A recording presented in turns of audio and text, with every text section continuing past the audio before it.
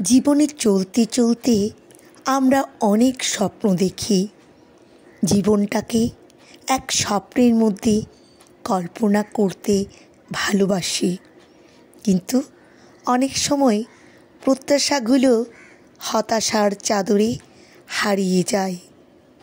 যখন জীবনে প্রত্যাশাগুলো গেইন করতে পারি না, তখন অনেকে হতাশ হয়ে যায়, আবার অনেকে মেনে নিতে বাধ্য হয়। সৃষ্টিকর্তার তখন এমন মহিমা যে আপনি যখন হতাশ হয়ে সব স্বপ্ন দেখা ভুলে যাবেন, তখনই আবার সেই স্বপ্নগুলো পূরণ হতে শুরু করবে।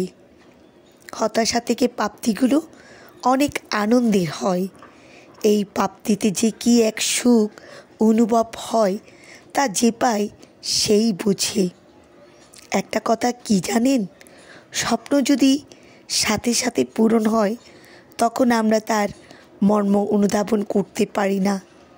সেই সুখটা স্থায়িত্ব কম থাকে, কিন্তু হতাশা থেকে যে প্রাপ্তিটা হয় তা চিরজীবন মনে থাকে।